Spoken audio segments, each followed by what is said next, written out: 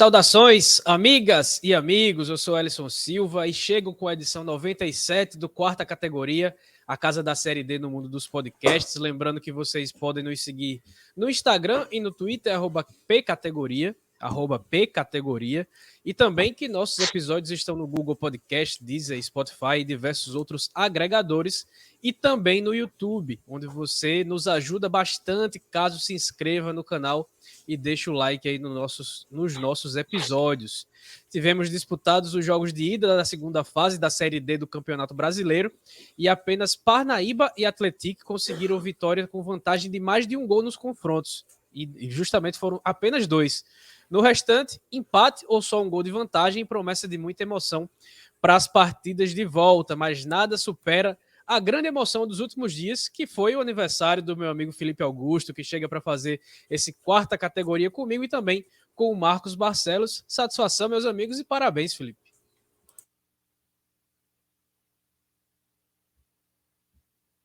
Tá mudo. Opa. Agora sim. Obrigado, Ellison.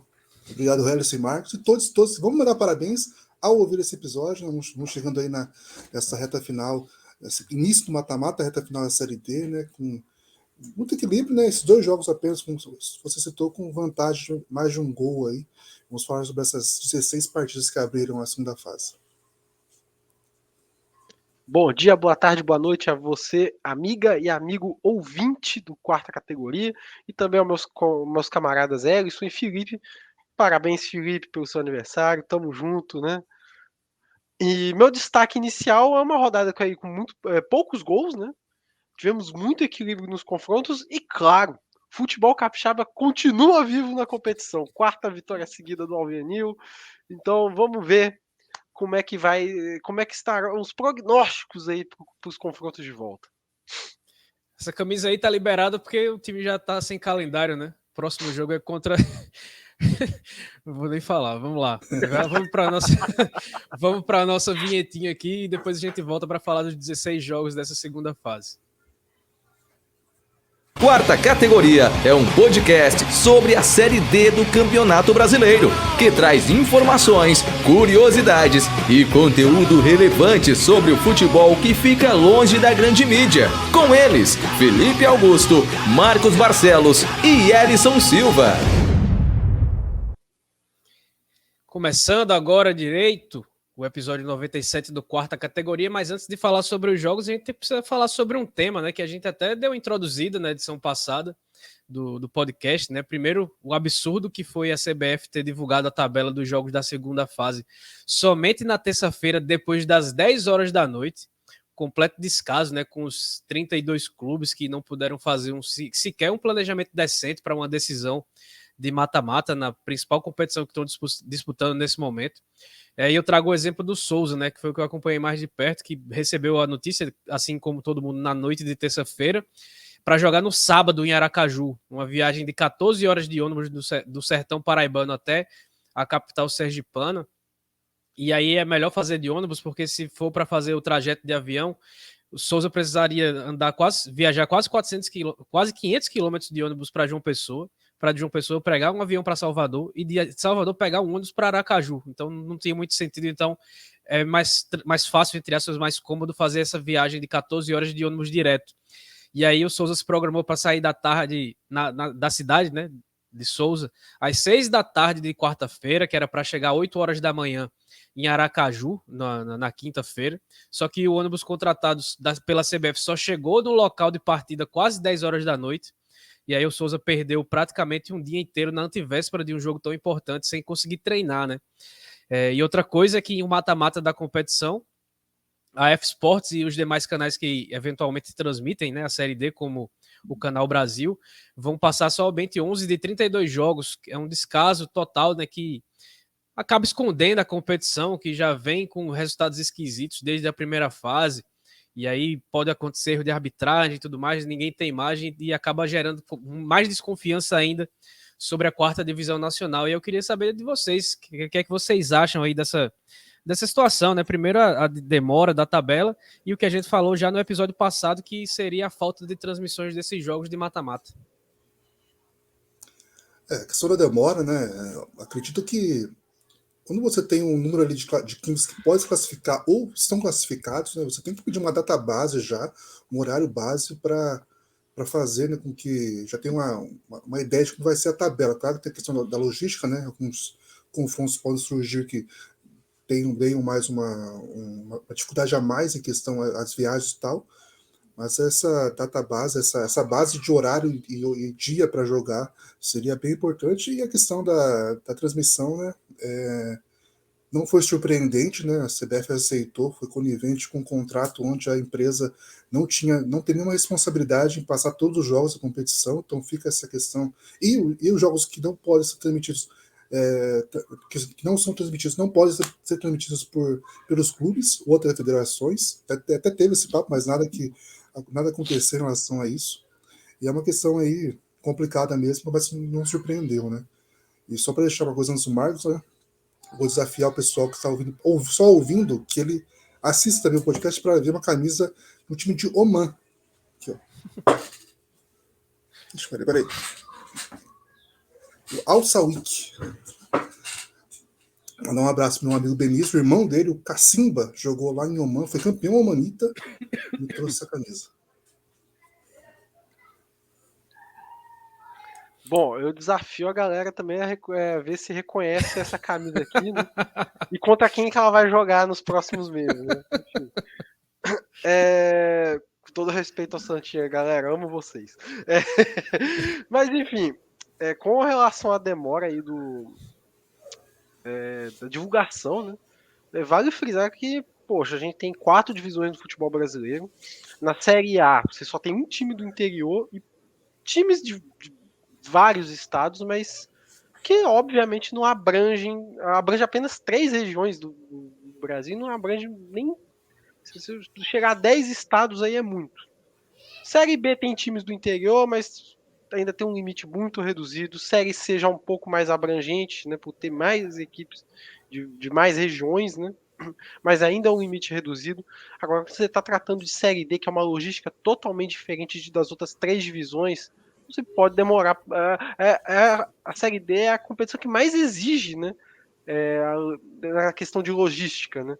Então, tipo assim, deveria ser tratado com mais prioridade, não por ser uma divisão que abrange os maiores clubes brasileiros, mas por se tratar de uma competição nacional, mais nacional possível, né? Como a gente fala, que é a competição mais democrática do país, envolve todos os estados, e não é só time de capital, é time de interior, do interior do interior. Então tem que ser tratado com maior prioridade nesse sentido, né? É mais fácil, é muito mais fácil organizar a logística de equipes de Série A do que numa Série D, não tem nem comparação, né? Eu pego mais um exemplo muito complicado, por exemplo, do Atlético Cearense para chegar em Marabá, né, no Pará. Sair de Fortaleza para chegar em Marabá é muito complicado. É difícil. Aí você tem dois dias para organizar essa viagem e tal. Tanto que esse jogo foi para segunda-feira, né? Justamente como a tabela foi divulgada na terça, esse jogo teve que acontecer na segunda, por conta de tempo hábil para fazer esse deslocamento. Não tem voo direto de Fortaleza para Marabá. Muito provavelmente teve que ir para Brasília, ou para Salvador, ou para São Paulo, para depois ir para Belém, para depois pegar outro transporte para Marabá, ou um avião, ou um ônibus. É difícil. Mas a bola rolou, né? Fala, só para complementar, e com relação às transmissões, a única preocupação é que se a gente está chegando numa fase de mata-mata, né, em que todos os jogos se tornam ainda mais importantes, né, e mesmo assim não ter uma cobertura completa, eu fico com medo disso lá mais para frente, chegar numa fase de quartas, a CBF pensar a mesma coisa. Né? Quadrangular do acesso, né? Colocar um bocado de jogo no mesmo horário e passar 1 ou 2. Essa fica a minha preocupação. Se agora que estamos chegando na fase de mata-mata, antes já era para transmitir todos os jogos, né? Porque a gente tava. Eu ainda estou mal acostumado. Viúva da Eleven Sports. Eu sou viúva da Eleven Sports. Eu estou muito curioso, aliás. Pode falar, Marcos. Não, pode terminar. Eu sou muito curioso para a nossa rodada aí, a sabatina com os treinadores que vão conquistar o acesso, né? Para perguntar sobre isso, né? A dificuldade que eles enfrentam, né? Porque estão ainda na competição, em relação ao título de transmissão, né? Porque a análise de desempenho é totalmente prejudicial sem ter os jogos, né? Então até a questão tática acaba piorando também, porque não tem nenhum balizamento, digamos, em relação aos jogos que poderiam ter transmissão, mas não tem. E aí, mais uma vez, a CBF, como a gente fala aqui, né, basicamente deixou de ouvir o nosso lado, né, e abriu mão de um produto que estava dando certo, né? É lamentável. Torcer para que não coloquem todos os jogos do mata-mata do acesso, principalmente os de volta, no mesmo horário, como tem acontecido nos últimos 2 anos. Não tem necessidade, né? Simplesmente desnecessário. Mas a bola rolou e a gente vai abrir os confrontos da segunda fase com um duelo que já começou derrubando nossos palpites, porque o Parnaíba fez 2-0 do Nacional do Amazonas, com gols de Guilherme Teixeira e Caquim, e abriu uma ótima vantagem para o jogo da volta que vai acontecer no Estádio da Colina no próximo domingo. Bom, Parnaíba, acho que foi um jogo que lembrou muito o América no passado, né? Apesar que o América não teve uma campanha tão irregular assim como o Parnaíba teve na primeira fase, mas começou uma mata-mata muito bem, né? Foi muito bem. Talvez tenha sido o melhor jogo do Parnaíba, né, na Série D, 2-0. Boa partida do Guilherme Teixeira, atacante, do Elvis, lateral esquerdo. Oliveira Canindé no comando, né? Conseguiu aí dar aquele chamado, aquele clichê, né? Um nó tático para cima do Nacional, né? Que não encontrou a bola. Né, o Parnaíba foi muito superior, né, a gente não esperava de fato, né, era um jogo que a gente até tratava como mais desnivelado talvez, mas acabou que o Parnaíba conseguiu demonstrar uma recuperação muito boa, né, em relação ao que foi a primeira fase. Parece que encarnou um novo espírito e foi muito bem, né, conseguiu uma vantagem muito boa, que agora o Nacional vai ter que correr muito atrás, né, para ter essa vaga, porque a vantagem é muito, muito grande, né? E agora tem essa questão, né? Essa viagem de volta que o Nacional teve que fazer para Amazonas. Claro que o Parnaíba também vai ter que fazer essa logística. É um jogo ainda que pode ter o Nacional passando, mas o Parnaíba foi muito bem aí no que demonstrou nesse início de mata-mata, junto com o Atlético, apesar que Princesa e Retrô lá mais pra frente também tiveram bons desempenhos nessa primeira fase, essa primeira rodada, mas o Parnaíba realmente surpreendeu, né? Uma vitória talvez seria esperada, mas 2-0 não era tão esperado assim. O time conseguiu, dominou a partida e fez valer o mano de campo aí, que é o mais essencial. O time que teve a pior campanha dos classificados e conseguiu fazer uma vitória muito, muito consistente, muito firme e também uma vantagem muito boa. Nacional que investiu bastante, foi buscar vários jogadores que estavam na Série C do Brasileiro. E logo no primeiro mata-mata, ficou na liderança, né, do grupo A1, e logo no primeiro mata-mata tem esse revés pesado para reverter agora no jogo de volta.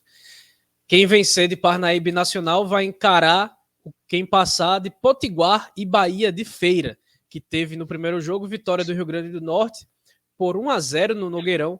O gol foi marcado pelo zagueiro Vitor Souza, vantagem Potiguar do Potiguar aí nesse confronto.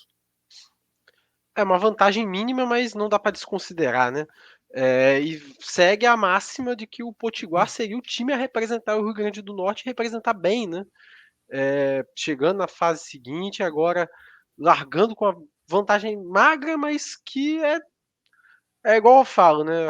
O pessoal fala que 1-0 é resultado perigoso, mas é mais perigoso para quem tá perdendo. Né?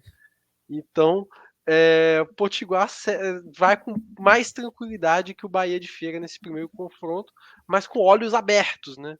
E sobre o duelo, né? A gente tinha um jogo equilibrado até a expulsão do Abuda, né? Que ainda aconteceu na primeira etapa. E na volta do intervalo, o Potiguar poderia ter aproveitado melhor os espaços para construir um resultado mais seguro, né? Para a partida de volta. Mas conseguiu fazer 1-0 com o gol de Vitor Souza em jogada de escanteio curto, né? Conseguiu abrir a defesa do Bahia de Feira, que se portou bem, né? Estava se portando bem durante a partida, apesar de ter passado um ou outro sufoco ali, né? E o Potiguar faz 1-0 com o gol do zagueiro, né? E vai com essa vantagem importantíssima. Agora tem um desafio de jogar na grama sintética lá da equipe de Feira de Santana. O jogo que abriu também, um dos jogos do sábado na segunda fase foi justamente Falcon e Souza. O Dino jogou melhor, abriu o placar com o Vitor Alagoano já perto do fim do segundo tempo, mas Erivelton, experiente, bastante rodado no futebol nordestino, empatou para o Carcará e deixou tudo aberto para o jogo de volta que vai acontecer no Marizão.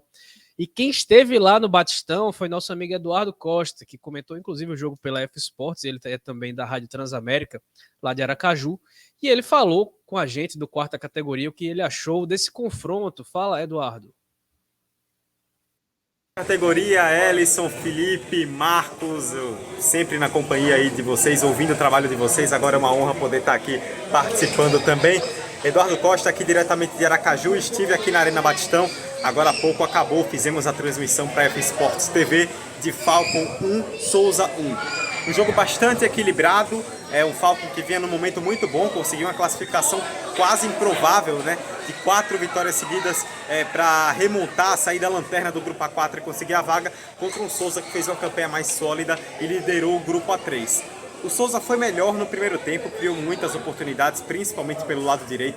O Guilherme Lucena, que é um lateral, muito forte pelo lado direito, criou muitas oportunidades. A defesa do Falcon demorou muito para se encontrar em relação às investidas pelo lado direito. O Souza foi melhor, criou mais oportunidades, mas falhou na hora de concluir. Em determinado momento baixou a intensidade e não conseguiu aproveitar as chances que criou. Veio o segundo tempo, o Falcon voltou um pouco melhor, principalmente com a entrada do Davi Ceará, que deu uma nova dinâmica aí para o meio campo da equipe. O Souza criou algumas chances também, agora mais pelo lado esquerdo, né? Usando mais o lado esquerdo com o Luiz Henrique, que foi o cara que mais apareceu pelo Souza no segundo tempo. E o Souza criou algumas oportunidades, mas de resto a partida acabou ficando bem morna ali na segunda etapa, parecia que se encaminhava para um 0-0, até que mudou tudo. Primeiro aos 38 do segundo tempo, com o Vitor Alagoano. Ele entrou, o técnico coloca, né, o Vitor Alagoano, né, para o Renatinho Potiguar, coloca o Vitor Alagoano para entrar, e aí aos 38, no primeiro toque dele como jogador do Souza, ele estreou hoje com a camisa do Souza, ele marca 1-0 numa bola rebatida, numa cobrança de falta dentro da área, e parecia ali então que o jogo estava decidido, o Falcon se jogando pro ataque, mas sem muito padrão, né? Se jogando de qualquer jeito, só que aí eu acho que foi o grande pecado do Souza.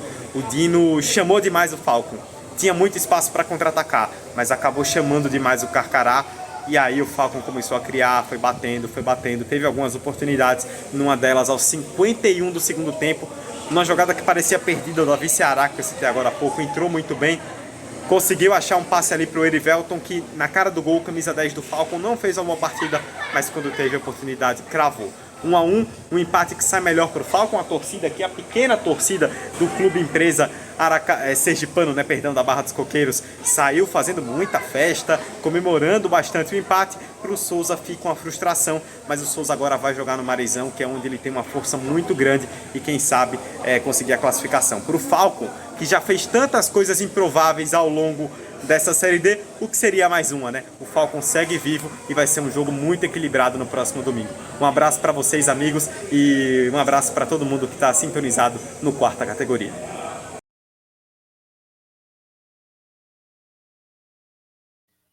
Valeu, Eduardo, trouxe o resumo perfeito aí, completo do que aconteceu lá no estádio Batistão. O Souza no primeiro tempo poderia ter conseguido, inclusive, construir a vitória no confronto, até com certa facilidade. O Falcon fez o primeiro tempo muito ruim.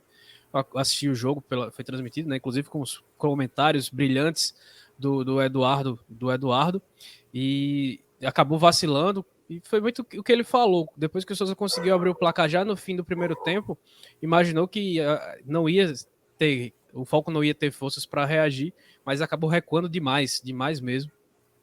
E o Erivelton empatou lá nos acréscimos. Detalhe que o Davi Ceará, que o Eduardo elogiou bastante, ele estava no grupo do Sergipe, do Lagarto, na verdade. Ele era o camisa 10 do Lagarto, que eliminou o Souza justamente na segunda fase do ano passado.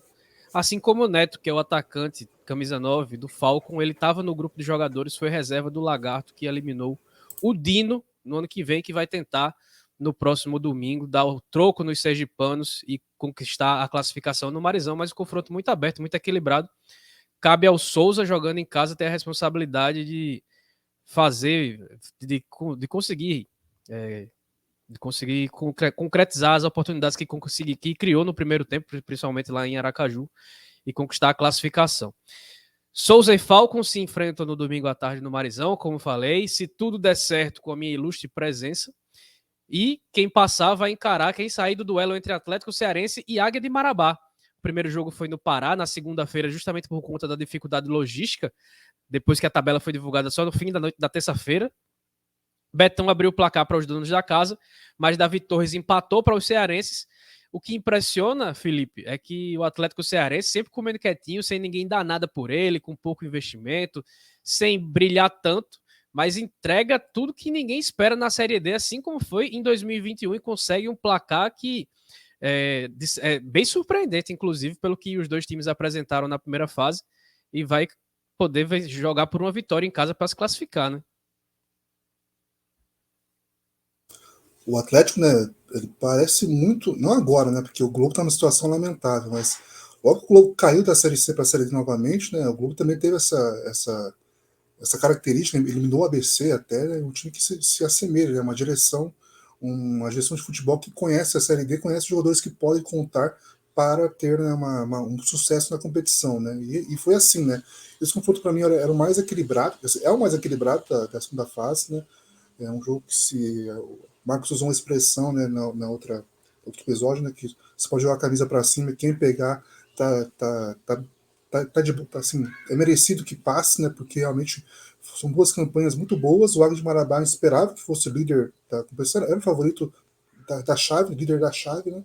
O Cearense começou irregular, né, parecia que não teria essa briga, acabou que se classificou primeiro que os outros, tirando o Ferroviário, que fez uma campanha absurda na primeira fase. E como você disse, né, o Betão fez o gol do Águia, né, saiu na frente do placar, o time paraense. O Atlético conseguiu empatar, teve um a menos, foi expulso no final do primeiro tempo o jogador do Atlético. E o Águia, durante todo o segundo tempo, teve um a mais, mas não conseguiu reverter isso em gol, né? Não conseguiu fazer o que fez com o São Raimundo, né? Que a gente estava naquela dúvida se o time ia conseguir lidar bem com a pressão, conseguiu, fez 6-1, mas agora um time mais encorpado que é o Atlético, ficou nesse 1-1. Jogo aberto ainda, né? Não será surpresa se o Águia conseguir passar. É um jogo que se fosse para apostar em pênalti também seria uma aposta muito alta da minha parte, assim, porque o equilíbrio marca muito a tônica desse confronto. Era essa a prévia que a gente tinha e acabou se confirmando aí dentro de campo também.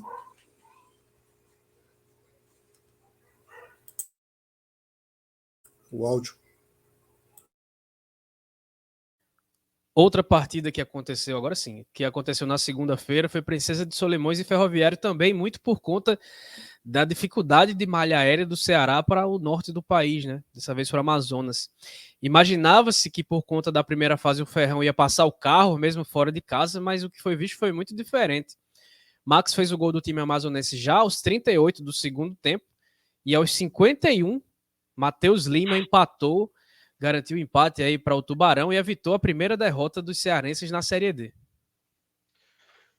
Bom, é difícil falar em resultados injustos, né? Porque sempre há uma circunstância que justifica, né, certas situações de jogo. Mas se pudesse falar que existe um resultado injusto, dessa rodada foi esse empate entre Princesa e Ferroviário, né? De longe, né? Porque como a princípio, né, falaram que foram dois belos gols, né, de cada lado. Um do Max, né, que tocou por cobertura ali pro gol, né, abrindo o placar pro Princesa dos Solimões, e o Matheus Lima enfiando uma pancada pro gol, né, para empatar pro Tubarão da Barra. Mas o resultado muito, assim, que eu diria que é injusto, porque a Princesa teve um amplo domínio do jogo, da virada do primeiro tempo para o segundo, principalmente, né. Foi assim, não deixava o Ferroviário respirar no jogo, né. Foi um jogo de pressão intensa, né, e o time do Princesa acabou sendo castigado aí no fim da partida, né? Depois de ter feito 1-0 com tanta justiça, depois de tanto perseguir esse tento, né? Acabou sendo um balde de água fria para a equipe amazonense, que vai ter que agora fazer esse caminho de volta que o Ferroviário tá fazendo, que o Ferroviário fez, né? Fazer uma longa viagem e ter que enfrentar um adversário que está invicto, tendo a melhor campanha da primeira fase, fora de casa, e depois de ter tomado como eu falei, o balde de água fria nesse jogo, né? É uma responsa muito grande que vai ter a equipe amazonense para buscar esse resultado. E já pro Ferroviário, né, fica aquele choque de realidade, né? É claro que tem questão de viagem longa que prejudica o desempenho, né? Mas você sair de uma fase de grupos que estava tendo um amplo domínio e pegar um adversário que dominou o jogo inteiro, né? Algo que o Ferroviário não estava acostumado, né? Agora é se organizar novamente, né? Tentar passar o susto e evitar um novo, né? E agora, esse jogo mostra aí que o Grupo A1, né, apesar do resultado nacional contra o Parnaíba, né, mostra que o Grupo A1 de bobo não tem nada. Né? Então, abre o olho Ferroviário. Só uma coisinha só. Esse empate Ferroviário foi maior que muitas vitórias que o Ferroviário teve na primeira fase, porque o time escapou de uma derrota muito merecida, mas muito merecida, porque o Princesa amassou, de fato, o time do segundo tempo e acabou que o Ferroviário foi traiçoeiro. Isso é uma vantagem muito especial do time para esse mata-mata também. É o choque de realidade da segunda fase. Mas o adversário de Princesa do Ferrão sai do duelo entre Asa e Nacional de Patos, que promete mexer também com o extracampo antes do jogo de volta. Isso porque na partida de ida, o Fantasma venceu por 1-0 em Arapiraca, com gol de Júnior Viçosa, com luxuosa colaboração do goleiro Rodrigo Carvalho do Nassa. Só que não para por aí, né? O time paraibano alega que o volante Zé Wilson jogou de forma irregular, pois teria recebido cartões amarelos nos jogos contra o Retrô, nos dois, e na última rodada da primeira fase contra o Jacuipense teria que cumprir suspensão automática. Já o time alagoano alega que teve um erro na súmula do jogo contra o Cruzeiro de Arapiraca, no qual o Zé Wilson teria tomado o terceiro cartão amarelo, e aí ele cumpriu suspensão contra o Bahia de Feira, num jogo que realmente ele não jogou. Tem lá o adendo da súmula, mas o Nacional alega que esse adendo da súmula foi feito depois das 48 horas que estão no regulamento para que sejam consideradas aí as alterações na súmula, e isso aí deve movimentar o extracampo, o STJD durante a semana, esses dias que antecedem o jogo. O Nacional entrou com a notícia de infração. O STJD vai decidir se recebe ou não ainda. A gente está gravando na quarta-feira, essa decisão deve sair na quinta. E aí ver o que, é que vai acontecer pela frente, o que é que vocês têm a falar aí sobre esse duelo entre o Nassa e o Ferrão. Inclusive, no dia da gravação, eu acabei de receber a camisa do Nacional que eu comprei. Ó. Já me viram aqui a camisa do Souza, não sei se já me viram do Campinense, mas mais uma camisa de Parabana aqui. O que é que vocês acham desse confronto? Assim, é difícil falar desse jogo sem falar do goleiro nacional, né? Que a falha dele fez com que o Júnior Viçosa fizesse 1-0 para o Asa, um jogo que poderia ter terminado 0-0 ou 3-3, porque os dois times tiveram chance de fazer o gol. O Timar Sucuri, que brilhou no Brasiliense por muitos anos na Série D, agora joga no Asa, é o goleiro do Asa. Ele foi muito bem, foi vital nesse resultado de não ser vazado, né? Porque realmente o Nacional teve chance também de fazer o gol, assim como o Asa, um jogo bem equilibrado, assim, com muitas chances para cada lado. E um jogo, né? O Asa historicamente é muito forte em casa, né? Mas na primeira fase fez apenas 10 pontos dos 19 que conquistou na pontuação geral. E o Nacional vem de um grupo de poucas vitórias de visitantes, né? O grupo A3 teve essa característica de poucas vitórias de times de fora de casa. Acabou que o Asa se aproveitou, fez 1-0, né, com seu ídolo aí, né, um cara que foi criado no Asa, que saiu para jogar a Série A e tal, e voltou agora para a Série D, estava machucado, mas conseguiu se aproveitar de uma falha do goleiro, né, que até reclamou de falta, mas ali foi mais uma falha bizonha dele, né, até o Erison me falou, né, que ele reclamou da iluminação do estádio e tal, mas realmente não dá para aceitar muito a falha, porque foi uma falha muito bizarra que comprometeu, né. Agora nós vamos ter que correr atrás aí, um jogo que poderia ter terminado desempatado, mas é claro que a gente não sabe se não tivesse a falha, você não poderia ter feito um gol depois, mas acabou que agora vai ter que correr atrás lá, empates, para conseguir essa vaga na próxima fase, porque vai conseguir um bom resultado e o time cambaleou um pouco fora de casa, o Nacional é muito forte dentro de casa, isso também pode ser um diferencial para a equipe aí, paraibana. O Nacional que tem impressionantes 90% de aproveitamento jogando no José Cavalcante nessa Série D, o que não significa absolutamente nada para esse jogo de volta diante do Asa, até pelo clima extracampo que vai ficar depois desse imbróglio judicial que os dois clubes estão passando aí antes desse jogo de volta. O maior número de gols nos jogos de ida da segunda fase saiu em Maranhão e Tunaluso, com uma chuva de pênaltis, foram 3 pênaltis na partida. O MAC abriu o placar com Fontes, mas Pedrinho e Marlon viraram para Tuna. Os maranhenses ainda chegaram a empatar já aos 40 do segundo tempo, só que Dedé garantiu o triunfo dos paraenses, que vão decidir o confronto jogando em casa. Olha, eu falei até do Princesa do Ferroviário, mas esse aí consegue ser, como é que fala? Bater de frente com o confronto entre as outras duas equipes, né? No quesito de ser resultado injusto, né? E aí eu não vou tirar o mérito da Tuna nem nada, né? Eu acho que o time paraense foi letal, né? Com a vitória, apesar da pressão toda que o Maranhão fez e tudo mais, né? Das chances desperdiçadas, né? Mas a Tuna fez o que se espera de uma equipe no mata-mata diante de uma pressão enorme, né? E foi um teste para cardíaco a partida, né? O Maranhão lutou, pressionou, perdeu um caminhão de gols, mas caiu para uma equipe, como eu falei, letal nos momentos que parecia estar mais fragilizada em campo, né? E a Tuna mostra, né, nessa partida de ida, pelo menos, que para tirá-los da Série D vai precisar jogar não o dobro, né, o triplo, né? Pelo menos nesse confronto com o Maranhão foi assim. Só que o Maranhão mostrou que pode ser perigosíssimo, né? E vai ter que mostrar isso fora de casa. Então, assim, resultado grandioso da equipe da Tuna, mas outro time aí que vai precisar abrir o olho pro jogo da volta. Quem passar de MAC e Tuna vai enfrentar o time que sair vitorioso do confronto entre Retrô e Pacajus. A Fênix chegou a abrir 2-0 com Gelson e Hadsley lá no Robertão, o pior gramado, sem dúvida nenhuma, dessa Série D. Mas Testinha deixou um fio de esperança para o Cacique, para o jogo de volta que vai acontecer na Arena de Pernambuco, certamente com o reforço para o Retrô de vários torcedores do Santa Cruz, que querem o acesso do Retrô para ter alguma chance de disputar a Série D do ano que vem. Muito curioso para ver como é que vai ser o borderô desse jogo lá na Arena, para ver se vai ser acima da média do Retrô, que não é alta, né? Uma equipe que joga na Arena Pernambuco, né? Um estádio, a gente tem 3 times grandes, apesar de não ser na capital mesmo e tal, mas é uma curiosidade que eu tenho em relação a esse jogo de volta. Sobre a ida, né, de fato, o gramado lá em Pacajus é bem complicado, para dizer o mínimo.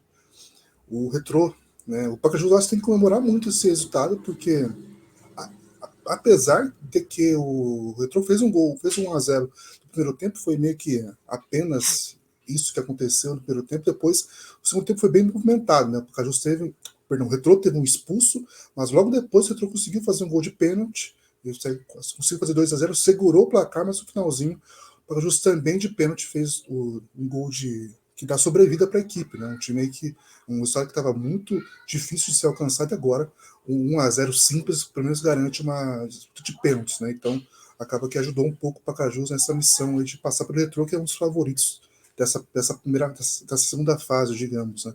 O Retrô fez valer aí, apesar de ter um jogador a menos, conseguiu aí uma escapada fazer o gol, uma disputa de pênalti, né? E fez, sim, mas consegue um bom resultado, tem uma vantagem aí, um time que é forte, independente do ser mandante ou visitante. Essa é uma característica boa do Retrô, né? Não tem essa pressão na torcida, mas então acaba que dentro ou fora acaba jogando bem claro que o time também é bom, e acaba que agora vai ter essa missão de confirmar esse resultado. Ainda é favorito, mas o Pacajus conseguiu uma sobrevida bem importante com esse 1-0, perdão, com esse um gol feito nesse 2-1 que lá no Ceará. Pacajus que na primeira fase jogou no Arruda contra a torcida do Santa Cruz e empatou por 0-0. Vai enfrentar a torcida do Santa Cruz de novo, em menor número, claro, na Arena de Pernambuco. Bom, a gente já passou por metade dos confrontos, vamos para um intervalinho rapidinho e a gente volta com os outros 8 confrontos restantes dessa segunda fase. Tem aqui Brasileiro Feminino Série A2, também Terceirona Paranaense. Adivinha? O futebol Loja dos Holofotes, uma paixão pelo alternativo. Revista Série Z, a revista do futebol alternativo. 2011. O site vozdatorcida.com traz o melhor conteúdo independente sobre o futebol paraibano, com credibilidade e sem compromisso de agradar ninguém. Para ficar por dentro de tudo que acontece no futebol da Paraíba, acesse vozdatorcida.com e siga em todas as redes sociais, @Voz da Torcida. Já de volta com essa segunda parte do quarta categoria, edição 97.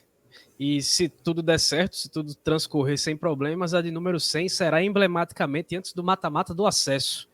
E aí tem vários candidatos a estar por lá, até porque nessas oitavas de final está praticamente tudo aberto, um pouco menos para Parnaíba e também para o Atlético, mas no futebol a gente sabe que tudo pode acontecer, inclusive nada, principalmente em mata-mata. Mas antes da gente voltar com os confrontos, eu lembro que você pode nos ajudar se inscrevendo em nosso canal no YouTube, e seguindo o @pcategoria no Instagram e no Twitter, e também compartilhando o nosso conteúdo que está disponível em vários tocadores de podcasts. E aí a gente volta para os embates. Outro duelo da segunda fase da Série D foi Vitória e Ceilândia. No jogo de ida, o time capixaba venceu por 1-0 no Salvador Costa. O gol do jogo foi marcado por Carlinhos e tirou a invencibilidade do time do Distrito Federal na Série D, Marcos. Pois é, eu vou até parafrasear o narrador Ferreira Neto, né? Porque eu me sinto um verdadeiro canhão para transmitir tanta emoção sobre esse jogo. Enfim, o Vitória para mim foi gigante, né? Tanto dentro quanto fora de campo. Especialmente fora de campo, eu estive lá no estádio Salvador Costa. Mais de 2.300 pessoas no estádio, que cabe mais ou menos isso, né? Então foi praticamente capacidade máxima, né? Para esse confronto. Bela presença da torcida capixaba. E aí eu falo torcida capixaba porque tem torcedor de outros times que deixam a rivalidade de lado, vão lá, comparecem, né?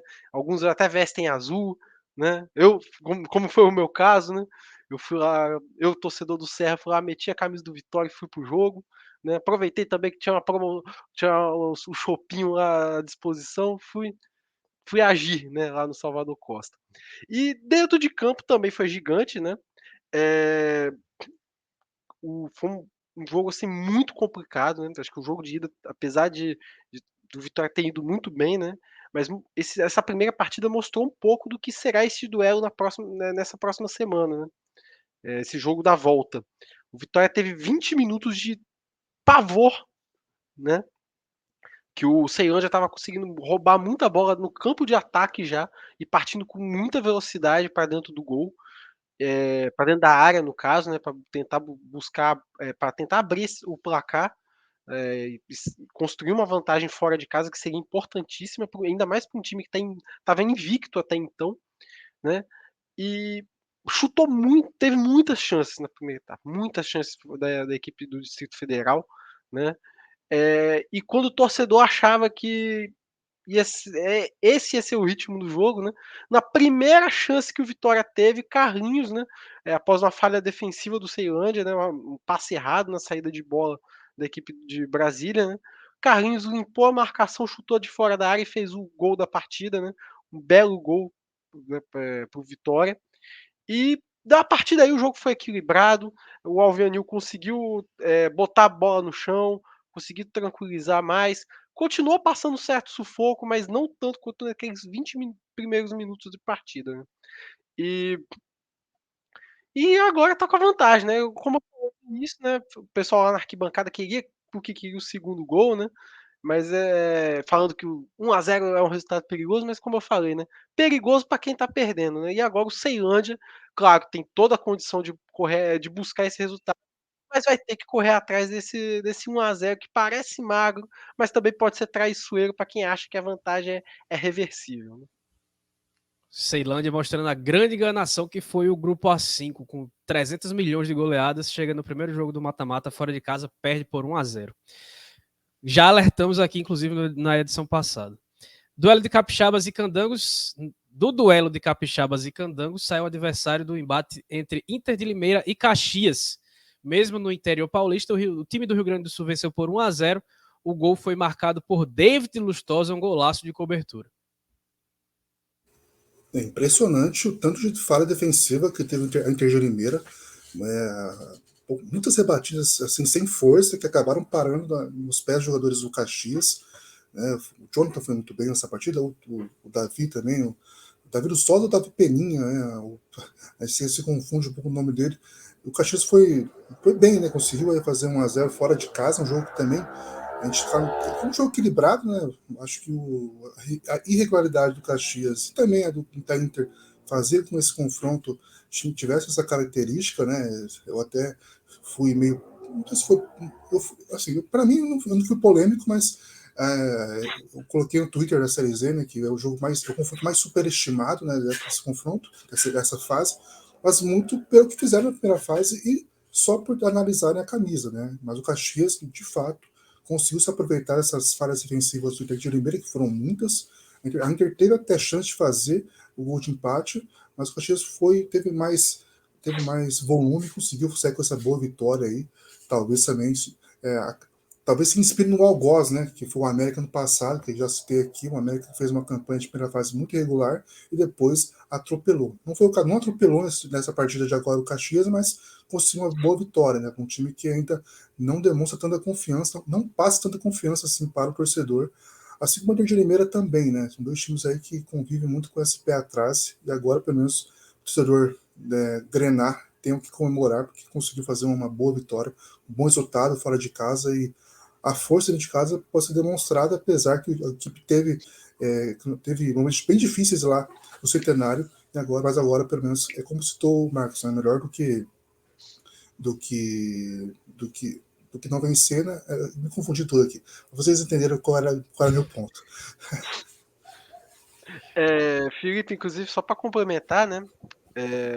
Eu vi os lances desse jogo entre Inter de Limeira e Caxias, eu só quero complementar mesmo porque tem muito capixaba que cai na onda, né, de superestimar o confronto, né? Então, fica a título de esclarecimento, né? Pelo que eu acompanho a partida, Inter de Limeira é o time junto com o time mais desconectado. Parece que é um time que avançou de fase, né? Jogou muito mal, muitas falhas defensivas, como o Felipe citou, né? E para complementar, o Caxias, né, que deveria demonstrar sua superioridade, nem precisa jogar tanta bola assim. Né? E aí fica a questão, se o Caxias realmente jogou 100% e aquilo é o 100% deles, né? Ou se simplesmente puxou o freio de mão, viu que o adversário não era tão perigoso assim e fez o que tinha que fazer só para garantir já um resultado mais tranquilo para o jogo da volta. Seguindo com as oitavas de final. Com as oitavas, não. Oitavas é só a próxima. Seguindo com a segunda fase, com o mata-mata da segunda fase, o Operário de Várzea Grande recebeu a Portuguesa da Ilha do Governador no jogo de ida. E o Chicote da Fronteira marcou com Pablo Tomás o gol da vitória por 1-0 sobre a Lusa Carioca. E agora leva uma vantagem, apesar de mínima, para o Rio de Janeiro. E mais uma vez entra aqui no argumento, né, de que vantagem perigosa para quem tá perdendo, né? E se em algum momento, assim, a gente chegou até a comentar no episódio passado, né, se em algum momento que a Portuguesa quis escolher o adversário, né, deve estar se arrependendo um pouco agora, né, porque o Operário não se amedrontou com a campanha dominante da Lusa na primeira fase, apesar de que a Lusa não foi o primeiro colocado, né, mas fez campanha de líder. E o Operário foi o único a levantar a moral do grupo A5, né? Se todo mundo ali chegou com a moral elevada, já Ceilândia chegou com a moral elevada, se o Brasiliense teve algum momento teve a moral elevada, se o Anápolis achou que também poderia passar por cima pelas goleadas que tiveram na primeira fase, né? Nenhum deles chegou bem, né? Agora o Operário conseguiu se impor diante da Portuguesa, né? Um resultado importantíssimo, né? Só que ainda assim não dá para desprezar o domínio que a Lusa tem jogando na Ilha do Governador. Continuo achando que a equipe carioca é favorita nesse confronto, né? Só que o que pode pesar contra a Lusa aí é o fato de a gente olhar os confrontos aí, né? Envolvendo os times do Sudeste e Sul e imaginar que tudo pode acontecer, inclusive nada, né? Ainda mais se tratando, como eu falei, Portuguesa sendo um time carioca, um time da região sudeste, a gente viu partidas muito abaixo das equipes aqui, né, dessas regiões, né, sudeste e sul, então o Portuguesa, assim, talvez tenha sido o ponto fora da curva, né, das equipes do Sudeste, né, ter jogado um futebol muito bonito dentro de casa, né, e vai ter que provar novamente, né, não pode cair, né, no que aconteceu com os seus com as equipes que compartilham essa região Sudeste, né? Não pode jogar um futebol mínimo que estão jogando, vai ter que jogar bem. A Portuguesa, inclusive, sabe fazer isso de có e salteado. Só uma informação, né? O Paulo Tomás, que fez o gol, não estará na próxima partida porque foi negociado com a Chapecoense. Então acabou que o Operário vai ter esse grande desfalque, né? Um dos artilheiros da competição aí que vem fazendo muitos gols aí. Acabou que desse lado, pelo menos a Portuguesa tem uma notícia boa, digamos. Fala em negociação, só trazendo de um confronto que a gente já passou. A Tuna Luz contratou o Rafael Mariano, goleiro do Altos, que está na última posição da Série C, vai chegar para jogar o jogo de volta e quem sabe a sequência aí da Série D do Campeonato Brasileiro. O Rafael que, apesar do Altos ser o lanterna, e já está virtualmente rebaixado, para mim já está rebaixado, tem sido o grande destaque do Altos e um dos grandes goleiros dessa Série C do Campeonato Brasileiro. Boa aquisição da Tuna Luz. Seguindo, Brasil de Pelotas e Patrocinense ficaram no 0-0 no interior do Rio Grande do Sul. E o confronto vai para Minas totalmente aberto para decidir quem pega ou o Operário ou a Portuguesa do Rio de Janeiro. Foi um jogo com poucas chances, assim, né? Mas o Cairo, goleiro ia falar Pouso Alegre, porque ele era do Pouso Alegre ano passado, acabou sendo destaque da partida, pelo menos no primeiro tempo, né? O 0-0 não saiu para o placar muito por causa dele. O Brasil de Pelotas teve chance muito em bola parada, estilo do Zimmermann mesmo, estilo do Brasil de Pelotas que conseguiu chegar até a Série B, mas também o mesmo estilo que levou o time para a Série D, né? Tem esse ponto, essa contradição, mas que é uma questão que bem característica do Brasil de Pelotas. O Brasil que ficou apenas 2 rodadas no G4, né? Conseguiu chegar aí nessa segunda fase, pega um time que foi muito o líder mais surpreendente, né, que é o Patrocinense, que agora vai fazer valer. Tem que fazer valer o seu mano de campo, né? Hoje foi muito forte, apesar de um grupo aí que teve esses desníveis aí, essa qualidade um pouco abaixo do que a gente espera, né? E acabou que o Patrocinense agora tem essa vantagem agora de jogar em casa para tentar reverter não, né? Tentar confirmar esse favoritismo, apesar, né, das questões de camisa e tal, de estilo de jogo e tal, mas o Patrocinense ainda tem esse peso de favorito pela campanha consistente que fez. E o Brasil de Pelotas vai ter bem capaz de o Brasil de Pelotas segurar muito esse jogo para levar para a lição de pênaltis, porque é uma característica também muito marcante da equipe aí, que talvez na qualidade técnica não consiga ganhar do time mineiro. Adilson Bahia, que deixou o Floresta da Série C para jogar a Série D, e o Alan Dias, que estava no ABC e também foi jogar a Série D do Campeonato Brasileiro. Os dois fizeram os gols da vitória por 2-0 fora de casa do Atlético sobre o Brasiliense. Talvez o placar mais confortável aí desses jogos de ida da segunda fase. Agora o time mineiro pode perder o jogo de volta em casa por até um gol de diferença que segue na competição. E esse resultado, assim como o do Vitória diante do Ceilândia, reflete muito bem o grupo A5 e esse especialmente o Brasiliense, que a gente falou durante a primeira fase, durante a fase de grupos, né? Pois é, essa é a maior vantagem, obviamente, dos jogos de ida, né? Vencer em casa por 2-0, igual o Parnaíba fez, é gigante, ótimo resultado, mas fora de casa é praticamente uma goleada, né? Tira qualquer moral do adversário, né? Claro que no futebol tudo pode acontecer, né? Mas mas aí eu acrescento a vírgula. Tudo pode acontecer, inclusive nada. E vindo do Brasiliense, né? Como eu já falei disso lá nos primeiros episódios, antes da série D começar, né? Eu não esperava nada mesmo do Brasiliense e nada está fazendo nessa série D, né? Classificar no grupo A5, convenhamos, é obrigação, né? E classificar em quarto lugar é uma grande decepção ainda, né? E resultado mais do que justo para o Atlético, né? Comentando sobre os gols, o Adilson Bahia fez um golaço, né? Recebeu um passe açucarado ali do Bruninho, tocou na saída do goleiro do Jacaré, né? Para abrir o placar, belo gol. E na segunda etapa, o Alan Dias fez o segundo, né? Decretando essa classificação, praticamente a classificação do Atlético. Acho que só um desastre tira a equipe mineira da próxima fase, né? E para terminar, né, é incrível como um time tão caro rende tão pouco, né? E se sujeita a derrotas como essa na Série D, né? ano após ano tomando porrada em cima de porrada, né? Ano passado foi com o Nova Venécia, esse ano tá tudo se encaminhando para ser contra o Atlético, né? Criou pouquíssimo neste jogo, né? E se expôs muito, né? Como eu falei, né? Junto com a Inter de Limeira, a equipe mais desconectada da realidade do mata-mata, não ofereceu nenhuma resistência ao adversário, né? E por fim, né? Nada de novo no Cerejão. O brasileiro estava há muito tempo querendo ficar de férias, parece que finalmente está chegando, né? Está na última semana de trabalho do time nessa temporada. Se tá quase tudo definido nesse confronto, o adversário do Atlético, muito provavelmente, não dá para saber quem vai ser, porque Camboriú e Maringá empataram sem gols em Santa Catarina e chegarão com tudo indefinido para o jogo de volta no interior do Paraná. E a gente tem um videozinho que mostra muito bem como é que foi a partida, um videozinho bem curtinho, que tem narração da rádio Menina de Balneário do Camboriú.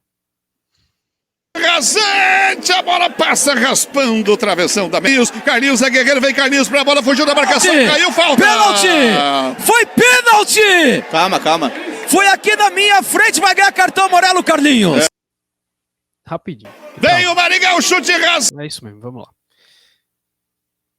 Vamos lá. E aí, Felipe, 0-0, tudo aberto para o jogo de volta no Paraná. Foi um jogo bem calmo, né? Mas calmo mesmo, sem o grito do nosso querido repórter aí, que ficou desesperado com a não marcação do pênalti e com o amarelo para o jogador do Camboriú, né? Acho que o único momento de perigo na partida para alguns lados foi quando o Camboriú chegou na linha de fundo e o Davidson foi exigido no cabeceio do jogador do Camboriú, uma grande defesa, né? Mas foi só foi isso, foi apenas isso mesmo, né? Até o Maringá teve alguma chance de fora da área de fazer, de abrir o placar, mas também não conseguiu. O jogo ficou bem trucado e o 0-0 foi muito merecido, porque realmente não teve muita emoção não, na partida.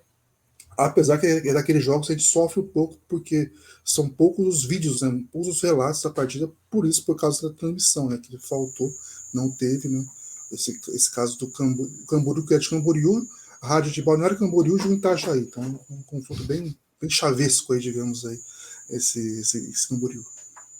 Confronto intermunicipal dentro do mesmo estado, ali no caso de Santa Catarina, para enfrentar os paranaenses.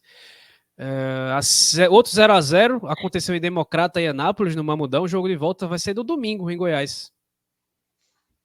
Bom, apesar do tropeço em casa, né, o time mineiro segue invicto, né, dentro dos seus domínios, né?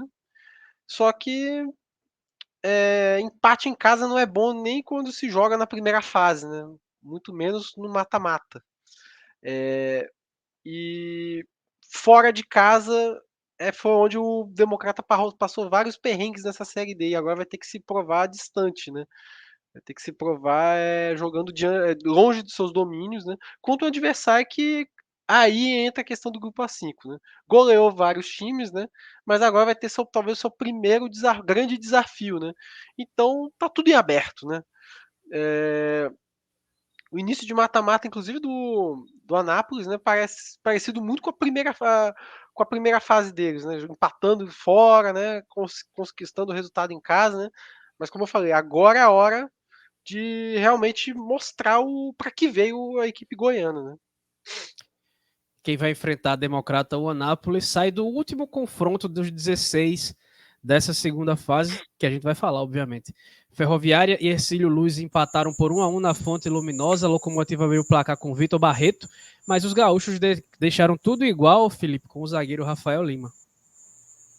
É jogo com polêmica de arbitragem, né? Um gol da Ferroviária, jogadores do Hercílio, treinador, todo mundo, reclamou que a bola saiu antes do cruzamento, que saiu o gol do Júlio Vitor, se não estou enganado, 1-0 para a Ferroviária, que conseguiu ser melhor no primeiro tempo.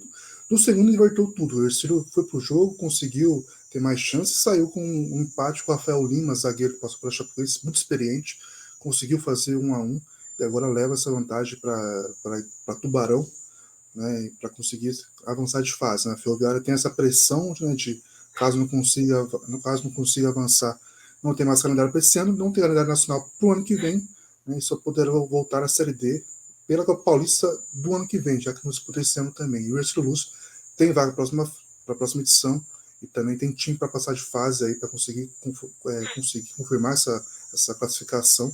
um time que me parece melhor que a Ferroviária, mas é aquilo, né? Os dois times entram em campo com a penalidade, sendo o final, caso não mude o placar, né? Caso um time não faça, caso só um time faça gols, né? Digamos. Né? Então é um jogo aí aberto, mas o Ciro conseguiu sair bem depois de sair em desvantagem na partida de ida e conseguiu fazer um empate. E agora vai mais tranquilo lá para Tubarão. Só a agendinha agora dos jogos de volta, né? Sábado, 3 da tarde, Atlético e Brasiliense. No mesmo horário tem Ercílio, Luz e Ferroviária. Sábado, 3h30, Ceilândia e Vitória. 4 da tarde ainda do sábado, tem Portuguesa do Rio e Operário. 5 da tarde também no sábado, o Ferroviário recebe o Princesa de Solimões. Também 5 da tarde do sábado, Bahia de Feira encara o Potiguar. Domingo, 11 horas, Patrocinense, Brasil de Pelotas e Minas Gerais. 3 da tarde, domingo, Atlético Cearense e Águia de Marabá. Também 3 da tarde de domingo tem Caxias e Inter de Limeira. Domingo, às 4 da tarde, teremos vários jogos. Souza e Falcon no Marizão. Domingo, 4 da tarde, Nacional de Patos e Asa no José Cavalcante. Em Goiás, Anápolis e Democrata, também no domingo, 4 da tarde. Ainda domingo, 4 da tarde, Tunaluz e Maranhão. E fechando os jogos de domingo, 4 da tarde, Nacional do Amazonas e Parnaíba em Manaus. Fechando os jogos esses jogos de volta, né? Ainda no domingo, às 6 da tarde, tem Retrô e Pacajus. E 7 da noite, o último jogo aí dessa segunda fase, Maringá e Camboriú, lá no Paraná. E agora, para a gente encerrar, eu quero os votos de vocês do nosso prêmio, do nosso troféu Carne de Onça dessa semana. Bom, posso começar, Felipe? Bom, eu já tinha meu voto na ponta da língua até ver uma notícia aí nos grupos de futebol capixaba, né? A princípio eu estava pensando em votar na CBF junto com a treinadora da seleção feminina, Pia, né? Pia Sundag, não sei como é que pronuncia, né? Assim, CBF, né? Pelo descaso que é com o futebol feminino, né? E a Pia por uma desorganização tática enorme do jogo, né? Eu tava com esse voto na ponta da língua até que eu vi o jogador atacante centroavante do Rio Branco, Morotó, cometeu um episódio aí de preconceito, né, contra a Marta, né? Um episódio de homofobia, né? No qual ele fala coisas, enfim, não quero nem pronunciar de tão ridículo que é, né? Mas é aquele papo de jogador de Cristo, né? Que vai queimar no inferno, enfim. É coisa ridícula, né? Porque a Marta é declaradamente homossexual, né? Tem um seu relacionamento e ele veio com esses papos de atleta de Cristo, né? E aí depois o Rio Branco se pronunciou, né? Publicou uma nota de repúdio, né, nas suas redes sociais. Aí o próprio jogador apareceu gravando vídeo falando que ele não é homofóbico, né? Ok, famoso, não sou homofóbico, tenho amigos até que são, né? Coisa ridícula, né? Enfim, carne de onça, acho que até tá bom para ele. Já que foi para esse caminho, né? Também eu não vou citar o nome desse jornalista, entre aspas, né? Que se diz pilhado, né? Que também caiu de paraquedas a cada 4 anos ou 2 anos, dependendo das Olimpíadas, né? Em relação à modalidade. Falou várias coisas, muitos clichês em relação a muita coisa de anos 90, digamos assim, em relação ao que tinha a seleção, mas também acompanha essa questão aí, né? Tem muito a ver com isso, né? E também destacar que é preciso essa revolta que muitos estão tendo, inclusive de quem vivencia mais o futebol feminino, é importante ter essa revolta em relação ao formato terrível que tem a Série A2 feminina e principalmente a Série A3, que é formato de mata-mata que não existe, né? Então, tem muita coisa para se revoltar também em relação a isso, e a Pia realmente foi uma questão assim, não tem a ver com a questão de ser estrangeira, mas faltou ali um sangue mais latino, digamos, para ser mais enérgico. Muito blasé, inclusive a entrevista coletiva foi bem aterrorizante, digamos, no que ela viu do jogo, do que ela ou não viu, mas é uma questão que realmente... O que mais teve em relação à seleção brasileira feminina nesse ciclo foi críticas, não teve uma bajulação. Pode até ter tido, mas teve muita crítica, e isso não pode ser negado. Quem nega isso não acompanha a modalidade, não acompanha a seleção feminina. E aí, eu acho que eu vou juntar os dois votos de vocês, e aí vocês concordam, vocês dizem se concordam ou não, pra gente encerrar. O troféu Carne de Ossa vai para os críticos de carona do futebol feminino, né? Vou nem falar da seleção feminina, porque o que tá saindo de gente do buraco para menosprezar o futebol feminino, para dizer que as meninas só sabem perder e que não sei o quê, que agora que teve estrutura faz uma campanha vexatória dessa. Essa galera passa muito mais vergonha do que o próprio trabalho da Pia, o ciclo que não foi tão bom, apesar do título da Copa América, mas um futebol muito mal jogado desde que ela chegou, mas que também serviu para iniciar um processo de reformulação na seleção brasileira, que era necessário, mas que chegou na Copa do Mundo, aí ela se complicou toda com convocação, convocando jogadores que, dentro do critério dela, não entraram no ciclo e passaram chegaram só para a Copa do Mundo, caso da Mônica e da Bárbara. Mas essa galera que está saindo do esgoto para falar mal da seleção e do futebol feminino em geral, eu acho que vai dividir um grande troféu, um grande prato do troféu Carne de Onça. Eu acho que fica para essa galera até mais do que da Pia, porque esse pessoal é muito mais nojento do que o próprio troféu Carne de Onça e do que o trabalho da Pia na Copa do Mundo. Pois é, eu até propus aqui, né? Semana passada eu propus um mesão, né?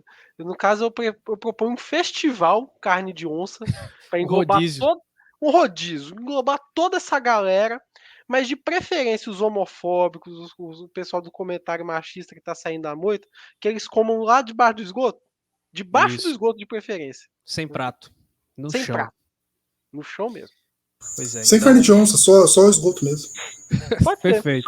Mas eles fiquem ali no festival do Carne de Onça, né? Pronto. Deixa a galera em cima comendo. Perfeito. Parabéns aos críticos de plantão e bem eventuais aí do futebol feminino que não acompanham nada e se acham sabe tudo para falar besteira agora, se aproveitando da campanha ruim da seleção. E a gente aproveita também, não falando de carne e osso, para agradecer a Marta por tudo que ela fez por nós. Então é isso. A gente vai encerrando aqui essa edição do Quarta Categoria. Deixa o tempinho restante aí para as considerações finais de vocês. Agradecer por mais um episódio, né? Estamos aí nessa reta final de Série D, né? E a gente espera que pelo menos o número a porcentagem de jogos nas próximas fases mude aí, né? Em relação às transmissões, né? Porque realmente está bem complicado, né? E destacar, né, que voltamos com a seleção da rodada, né? A gente tem aí uma seleção da rodada. Tendo as dificuldades, conseguimos fazer uma seleção com a ajuda dos redatores da Série Z, do Guia Série D, para a gente colocar e valorizar os 11 jogadores mais o treinador que foram bem nessa rodada. Bom, agradecer por mais um episódio de Quarta Categoria, né? Estamos aí na reta final para chegar no 100º. E como o Ellison bem destacou, né, o 100º vai estar aí na pré-quartas de final, então vai ser um episódio muito bom, especial para nós, né? E que vai enfatizar o melhor da Série D, que é justamente essa fase decisiva, né? E para finalizar, o meu destaque vai para a Copa Espírito Santo, né? Que infelizmente está paralisada, né? E aí o Real Noroeste, que fez uma campanha pífia, né? Na Série D, né? Com episódios ridículos de bate-boca, de confusão, de até fala de tiro pro alto, uma loucura só dentro do Real Noroeste, né? Aí, como se não bastasse, o time já não tem mais o que disputar na temporada, né? Disputou a Copa Espírito Santo por disputar, não ia precisar de ser campeão para salvar a temporada, né? Até porque já tem vaga garantida em Copa do Brasil e Série D pro ano que vem, né? E aí o Real Noroeste passa na Bacia das Almas para as quartas de final, só que tem denúncia de escalação irregular, e aí perdeu no TJD, né? E entrou com recurso, né? Paralisando o campeonato. E se perder o recurso de novo, pode ir até o STJD, né? Que pode paralisar a Copa PS pelo menos por mais umas 2 semanas, né? E aí prejudica todo o andamento de uma competição, né? Acho lamentável esse episódio, né? Inclusive prejudicando o trabalho dos outros 3 times que aí vão ser obrigados a pararem porque o Alecrim Dourado do Real Noroeste quer voltar à competição que para ele já não tanto fez, tanto faz, né? Inclusive a competição é essa que o Real Noroeste já domina, né? Já há um tempo, né? É o maior campeão da competição junto com o Vitória com 4 títulos, né? A única motivação teria que de se isolar, né? Mas nenhuma necessidade para isso, né? O planejamento da temporada já foi todo detonado, então assim, simplesmente larga, pensa na temporada que vem, que seria muito mais honesto, né? Mas voltando aos times classificados, só para finalizar, né? Já temos 3 aí, né? Praticamente já, os 3 semifinalistas, né? Faltando só o Nova Venécia e no caso, ou o Real Noroeste, se for disputar, ou o Linhares, que era o primeiro fora, né? Então temos aí o Rio Branco, da capital, que eliminou o Rio Branco de Venda Nova no último confronto. O Serra passou do Pinheiros após 2 vitórias. E também temos o Porto Vitória, que por pouco não entrega, mas continua invicto na competição. E aí fica Serra e Porto Vitória na chave, no lado, e Rio Branco contra, quem sabe, Nova Venécia ou o Real Noroeste, ou remotamente Linhares. Pois é, vou só. Meu recado final é bem rapidinho. Altos, América de Natal e Manaus. Os 3 estarão na Série D do ano que vem. Retornarão. Tá muito difícil para a situação dos 3 na Série C do Campeonato Brasileiro. Você assiste lá no Nosso Futebol. Estou comentando algumas partidas por lá, fazendo alguns debates também durante a semana. Acompanhem e prestigiem também. Ficarei muito honrado com a audiência. Então é isso, a gente vai encerrando essa edição 97 do Quarta Categoria, a edição que comemora também o aniversário do nosso amigo Felipe, e a gente volta na semana que vem trazendo os classificados para as oitavas de final e toda a repercussão aí desse fim de semana de Série D de jogos decisivos de mata-mata. Então a todo mundo que acompanhou a gente até aqui, um abraço e até mais.